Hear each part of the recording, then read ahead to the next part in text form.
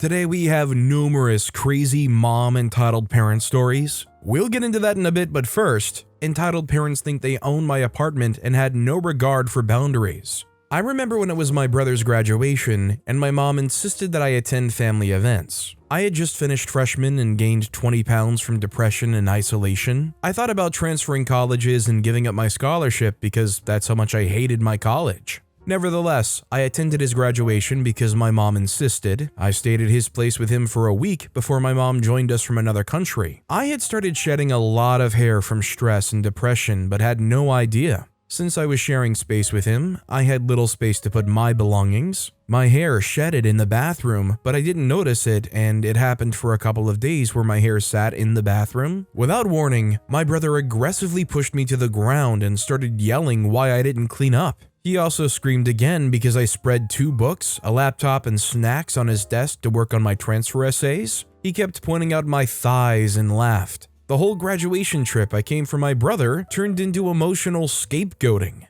I told my mom about this, but she shrugged and said his place, his rules. I failed my college transfer, was extremely exhausted, and suffered 4 years of college. Fast forward 10 years and he got married. My brother and I were not in good terms and had stopped talking. I have my own apartment and always avoided family problems when my mom visited me. She brought with her my brother's wife because she was working in my neighborhood and decided to tag along with her. I told my mom in the lobby I don't welcome her, but she brushed it off and said, "Come on, she's just family." My mom kept pushing to let her and the wife in, and I had to push them back away from the door, and I finally snapped. My whole family started mocking me after this incident. My brother even said he's going to name his child after me, and they all started laughing. They have no respect for me and my physical boundaries at my own apartment, including my mom. What happened to her house, her rules? My mom just shrugged again and said, "Oh, don't you worry, she doesn't even want to come to your house." What is wrong with her? I think this is about the point where OP goes in no contact with them, and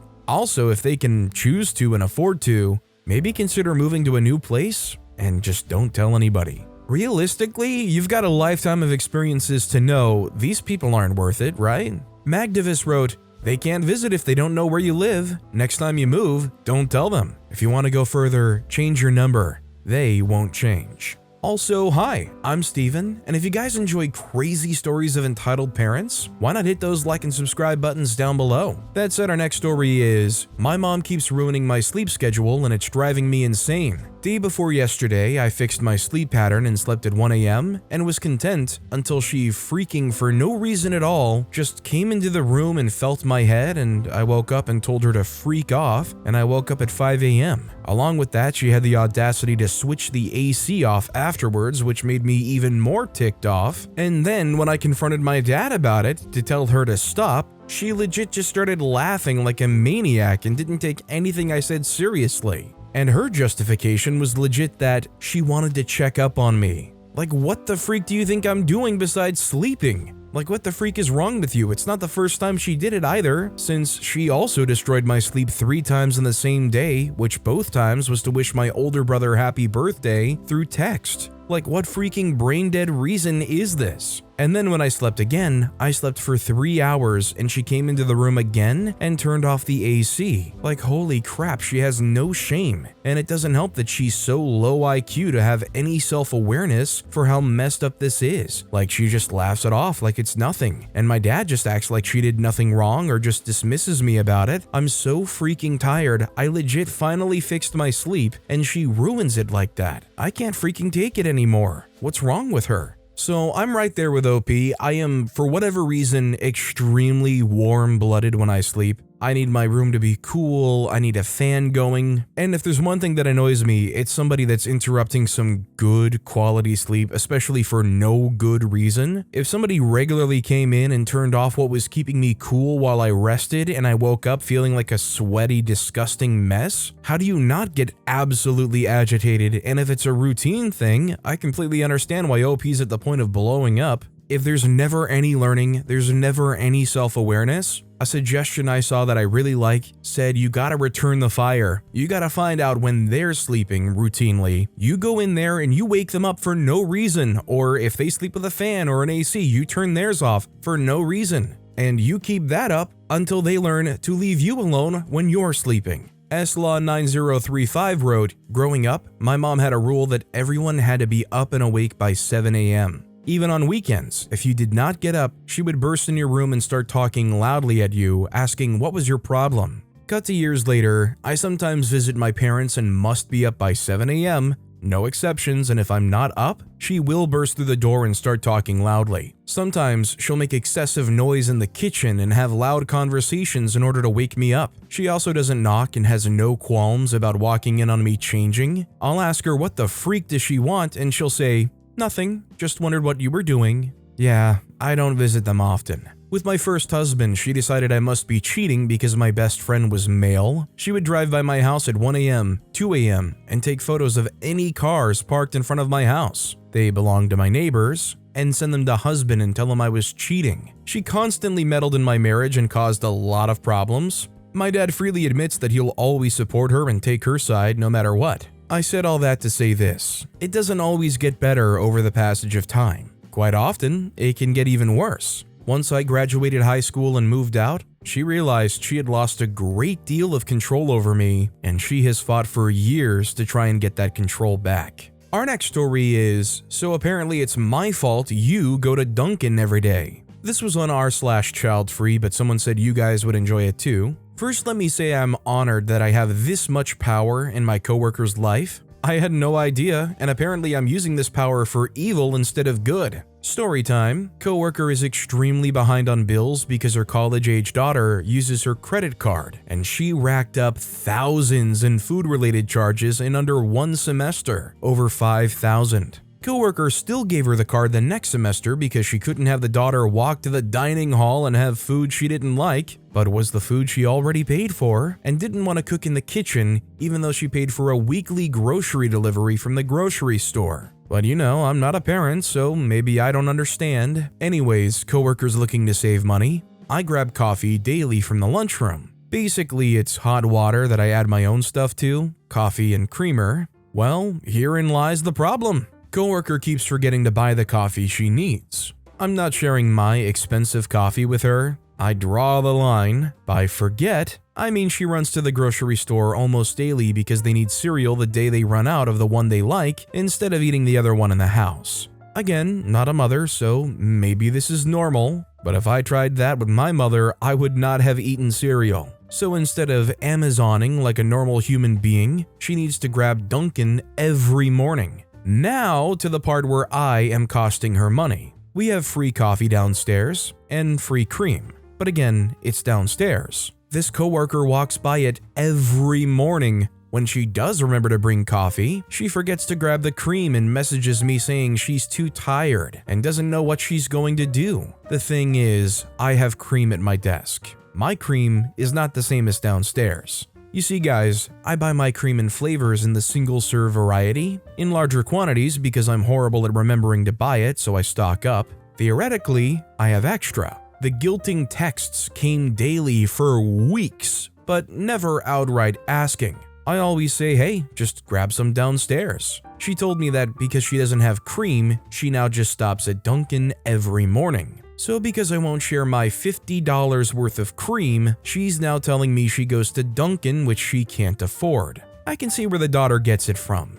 I figured you guys needed a laugh. I'm willing to bet that this is a learned behavior for her as well. I mean, it just reeks of begging their parents over and over until the parents just give in and give her what she wants. But Mom, I want Lucky Charms, not Cookie Crisp. Okay, Airline 9031 wrote, it's also your fault I gained 25 pounds last year from eating ice cream for every meal while job hunting from home. Global warming is also your fault, and the extinction of the dinosaurs and mosquitoes. Totally your fault. This next story is, I'm terrified of my dad when he gets angry because he targets his anger at me. I, 18-year-old male, am terrified of my own father, 48-year-old male. The whole story starts back in September of 2023 when I turned 18. I don't live with my father, nor have I for most of my life. My grandparents raised me, and my grandfather, 66-year-old male, passed away 6 years ago, and my grandmother, 68-year-old female, passed away in January of 2024. One day, me and my grandmother are having an argument, and she's aware I'm scared of my father. So she phoned him, but thought she had hung up, and she yelled at me, and I yelled back. No more than 5 minutes later, I received a phone call from my father in the deep, low voice saying, "Apologize now."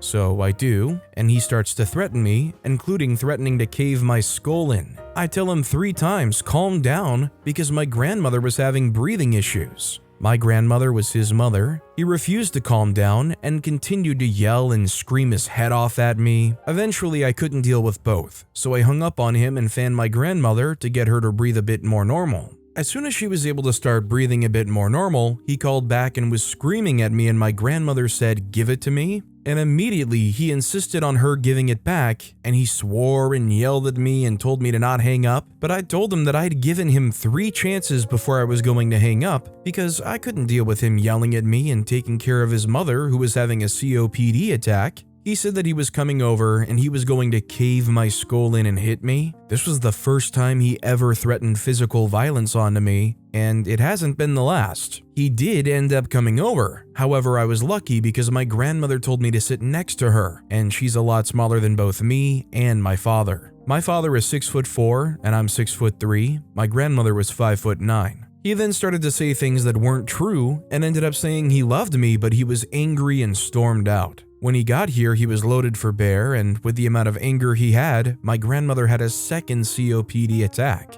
I ended up having to call the community paramedic program for her paramedic to come and give her something because she had pneumonia. Finally, she had calmed down again and had gone to use the bathroom, but she never finished that second attack because she came out of the bathroom and immediately told me to call an ambulance. And she went into the hospital the next day. While she was in there, I found my father to talk to him, and I had stated the fact that it was his fault that she was in there. And instead, he starts yelling and screaming at me on the phone, and I tell him I don't care what he says. I'm going there, and I will be her visitor. No one else. And he says he'll do the same thing. However, I was already half dressed. And I immediately hopped on the city bus, got over to the hospital, and he wasn't anywhere close. I live at the opposite end of the town than the hospital, technically, when he lives a lot closer. I made the trip back and forth from that hospital multiple times, and my grandmother ended up coming home that day, luckily. After that, I was taking time off school because I couldn't leave her home alone anymore because I was worried she was going to have another attack while I was at school. During my 2 weeks off before the Christmas break, he never called or did anything to contact her. She then had another attack just before Christmas and had to go in the hospital and spent Christmas in the hospital. She got out a few days later and me and her were at home and she had to go back, and on New Year's Day, she was in for a week, then got out and told me she wanted to do as much as we could within that week because she didn't know how much longer she had. Because she had signed up for medical assistance in death and had set her date for what is now 2 weeks ago. A week went by, and my aunt, her niece, was over visiting with her granddaughter, and my grandmother went into another attack. She went in the hospital, and my aunt picked me up the next day, and that's when she told me that the doctors don't think she'll live much longer. I spent the entire day with my grandmother, and I went home at night and I had stuff I had to do in that morning, which I couldn't do, so I ended up going back to see her in the afternoon. I had something I had to do, but I went right back after, and my grandmother told me that she wanted me back early the next day. That way we could spend the day together. The next day, she went into a coma, and a week later, she passed. The next day, me, my aunt, and my father met at the funeral home to make all the arrangements. My grandmother owned no property, and I was the main executor of her will, the main inheritor of her will, and I was her power of attorney. My grandmother had received a letter the week before she died that was sitting in our mail because I wasn't home, saying she owed the building money. I ended up paying the building, and when I told my father, he began yelling and screaming at me. We didn't talk until that Friday. I saw him, we talked a little, and then we parted ways. The next week, he had found out that a friend of my grandmother said set up a GoFundMe account for my grandmother, and I'd known about it when I met him on Friday, but I didn't mention it because I don't want to start a fight. The next week was my grandmother's celebration of life, and he told me and my aunt to tell everyone it was a potluck, And then the night before, he gets angry with me and my aunt for telling everyone it was a potluck because all of a sudden his wife, my stepmom, and her mom are going to do this stuff. Both me and my aunt had said it's too late now, and he yelled and screamed at me and hung up the phone. Me and him had also fought that entire week because he didn't want to have bagpipes at my grandmother's celebration of life, despite me having joined the band of my city and my grandmother loving the bagpipes. That side of my family isn't Scottish, it's my mother's side that is, but my grandmother loved the bagpipes, and she was extremely happy when I joined the band. Finally, he caved and allowed us to have the bagpipes, but just before the bagpipes started, he left.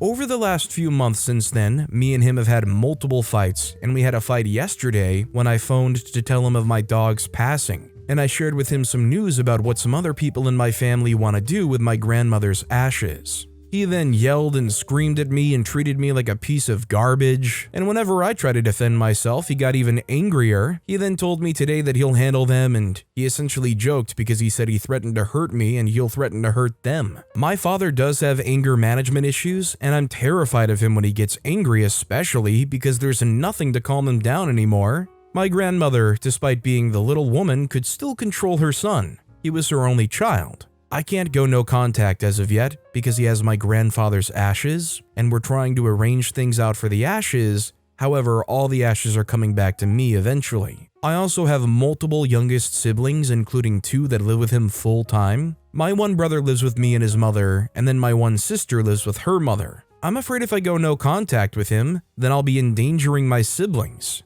He tells me I can't do this on my own, and yet he leaves me on my own for over a month to try and do everything. He also owes me over $200 that he's borrowed from me. Respectfully, I think OP should go no contact. I don't blame OP one bit for wanting their grandfather's ashes, obviously, but I just don't know if it's worth it to keep this relationship with such an abusive person who stresses you out so much and threatens your life regularly, just in the hopes that they might be rational enough for a short window of time to give you something. And realistically, it also shouldn't be OP's responsibility to be the one to have to fall on the blade to protect their siblings. Candy Kins wrote, "You are not responsible for your younger siblings' welfare. They have mothers to look after them, and it sounds like that dude is going to end up hurting you if he starts a rage while you're in his presence. Try to get some of the ashes and move as far away as you possibly can and never look back." Our next story is, Mom has been engaging in fraudulent activities regarding my brother's disability funding.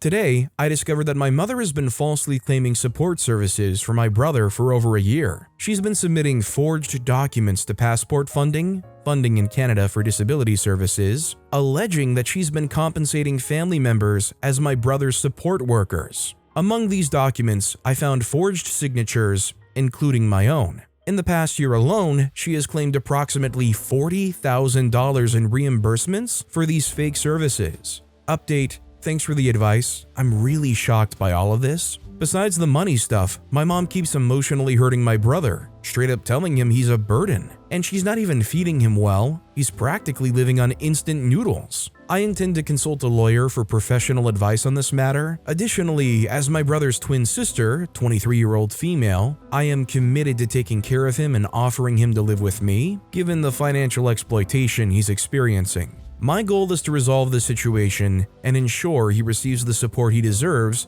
for a better quality of life.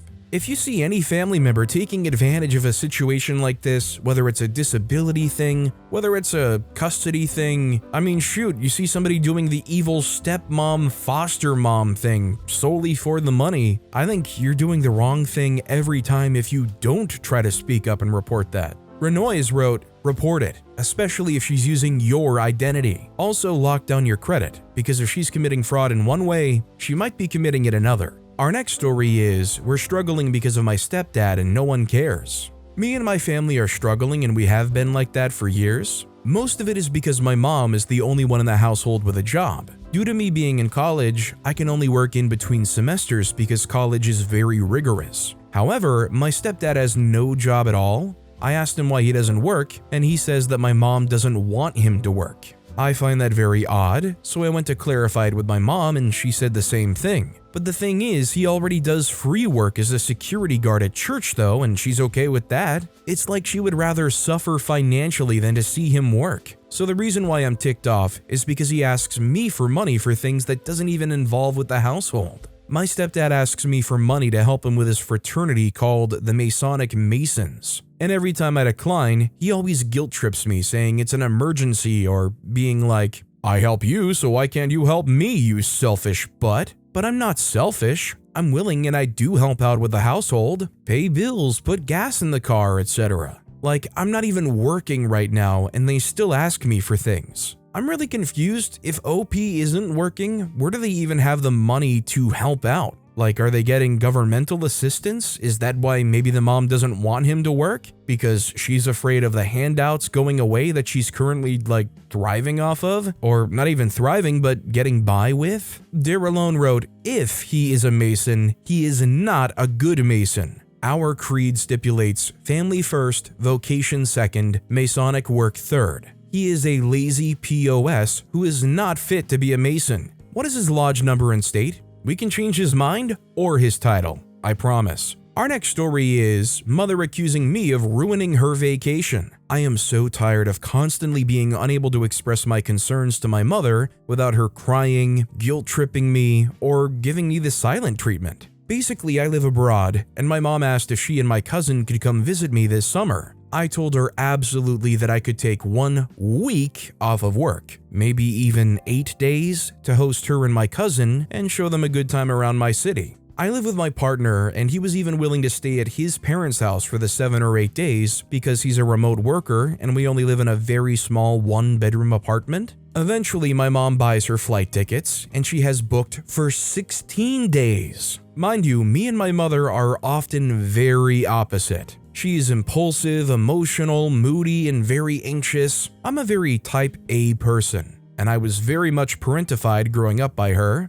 I was obviously upset because I didn't sign up for her to stay 16 days. That's insane. I told her that she absolutely had to book a hotel for the 2nd week because I can't ask my partner to be away from our home for that long, and I don't have that much time off of work. Ever since she told me she bought a flight to visit for 16 days, I've been annoyed. I find it stressful when family visits even for just a week because I start to feel like a camp counselor. It just overwhelms me to try and make sure everyone is having a good time, having things planned every day, being out of my normal routine. But for 1 week, I can't handle it. 16 days is a whole other story. Anyway, I try to have an honest conversation with her and tell her I think she should shorten her trip. She has a changeable flight. I feel like she isn't going to be comfortable traveling around this big city without me guiding her because she is already very anxious naturally. Also, I live in a very expensive city and I think she'll struggle financially to pay for a hotel for an entire week. Also, my cousin is a bit of an airhead, so I don't really think she'll be much help. Of course, I try talking to her calmly and she starts crying and accusing me of ruining her vacation, that I'm so hard-headed and don't listen, that she never gets to do anything and I'm ruining it for her, and that now she doesn't even want to come because I'm not being welcoming, etc, etc, etc. I just can't handle this. I find it so hard to have a conversation with her when she starts manipulating me. I know my mother. She's not this adventurous, easygoing person on vacation, and now I'll have the emotional burden of worrying about her and my cousin for the week I can't spend with them because neither one of them are very capable. Am I being unreasonable here? I would say after her kind of emotional blow-up where she's attempting to manipulate you and then she goes, "Well, now I don't know if I even want to come here." That's where you go, okay, I understand. I'll go ahead and tell my boyfriend to cancel staying at their parents' place and maybe next year we can talk about it again.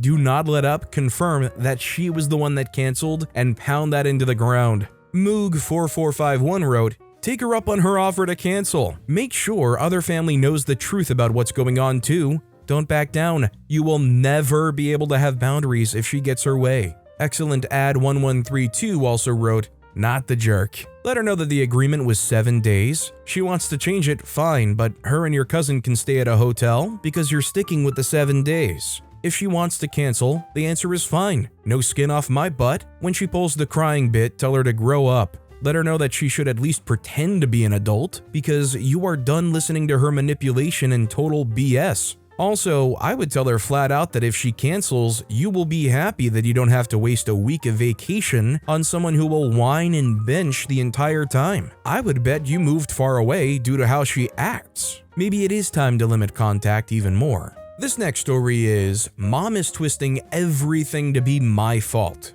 I have a horse just outside of the town we live in. I'm 19, moving out next month, and the horse is coming with me for a little context. Today I was brushing my horse, enjoying the sun, when my mom showed up to the barn unannounced. That's fine. She's scared my horse on accident, and as a result, my horse stomped on my foot. Nothing broke, I think, but a nice cut and bruise. It hurt a lot. That's 1,000 pounds stomping on the top of my foot. I was in pain, obviously, and for some reason she snapped on me. She instantly started throwing around the, "You need to go to the doctor for your mental health and all these health problems." What health problems, you might ask? Oh, just the fact that I just got over the flu. I will admit, my mental health isn't the greatest right now, but she's half of my problem. I don't want to go home now. She'll just scream at me again the second I walk in the door. Just the way she's acting and seemingly like trying to instigate you and get you angrier and more upset. It doesn't surprise me that OP said they are half of OP's problem. I think that's the kind of environment that OP's mom thrives in. It sounds to me like she's the harbinger of chaos and stress in OP's life, and they're there for it. Gray Canary wrote,